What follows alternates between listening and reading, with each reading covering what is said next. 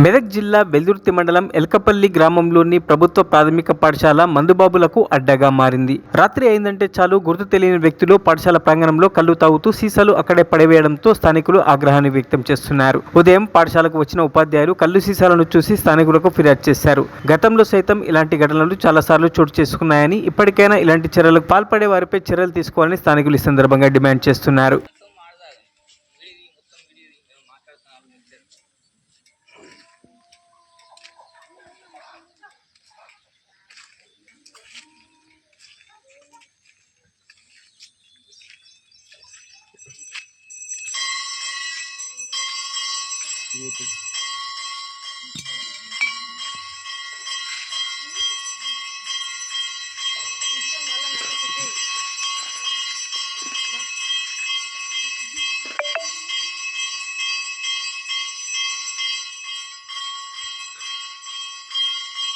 గ్రామ ప్రజలకు తెలియజేయనిది ఏమనగా చిన్నలు పెద్దలు ఇక్కడ మన అరుగులు ఉన్నాయి కాబట్టి కూర్చుంటున్నారు. కూర్చున్న విధానంగా రాత్రి 8-9 గంటల దాకా కళ్ళు సీసాలు తాగకుండా కళ్ళు సీసాలు స్కూల్ ముందట వేస్తారు.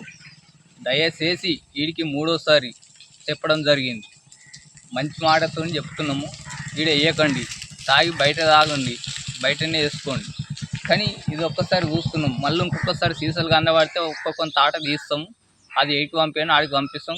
కంప్లీట్ ఎట్లయితే గట్లయితుంది. మంచి మాటతో చెప్పినప్పుడు మర్యాద స్వప్న మంచిగా తాగుకుంటాం. మీరు మీ పైసలే, మా పైసలు కాదు.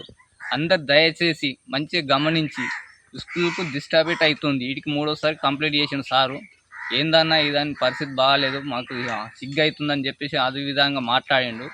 కాబట్టి మేము తెలియదేది ఏమనగా ఓలైనా సరే మీరు తాగేది సాటుకు తాగుతలేరు, నేటికే రోడ్డు మీద తాగుతారు. మీరు రోడ్డు మీద తాగండి, మీరు దొరుకుంటూ తాగండి, ఏమన్నా చేసుకోండి. కానీ బయట తాగి కళ్ళు దుకాణాలనే తాగండి, ఏంటన్నా తాగండి. మా స్కూల్ ముందర మాత్రం తాగకండి, సీసాలు పెట్టకండి. దయచేసి మీకు ఇది మా విజ్ఞప్తి.